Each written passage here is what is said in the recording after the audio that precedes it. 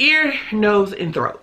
Okay, so our speech therapist at the Autism Center left for better opportunity, of course. We stopped going to the Saturday speech therapist because of the health crisis. She had closed down for a while. She's back open and she could do it, but you know, Ava still puts things in her mouth, so it just doesn't seem like it's working out. So the Autism Center actually has a lot of other centers. So one of the centers in New Jersey, they are, the speech therapist there is consulting with the speech therapist, not the speech therapist, the BCBA here, to work on things with Ava. And she mentioned that her tongue looked big. Now, we had went to ears, nose, and throat before.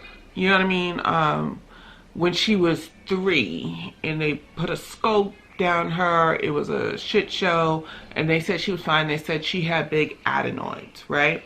So we go this time. I'm nervous as, you know, like nervous, like this is gonna be a shit show.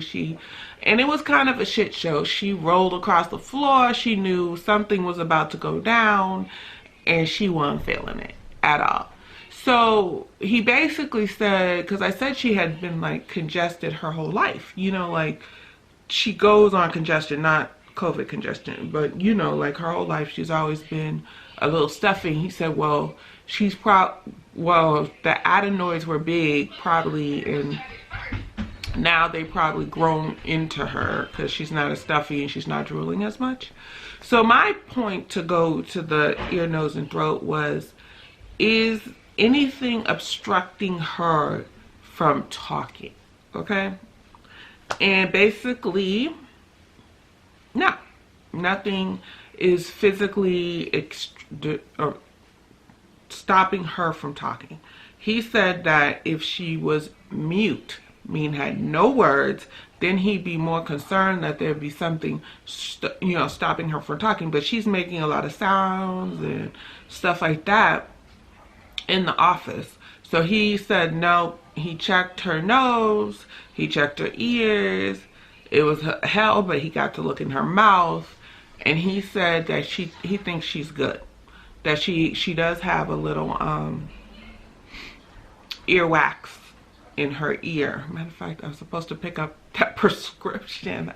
They didn't say they got it yet, but she did have a little earwax in her ear, and that's it. Like, he felt she was good, which is kind of a catch-22 for me, because I want my baby to be healthy. I don't want nothing to necessarily be wrong with her, but if there was just a simple fix, like a tongue tie, he says she doesn't have a tongue tie, and clip that, and then all of a sudden she's talking, I would be thrilled. You know what I mean? I would be thrilled.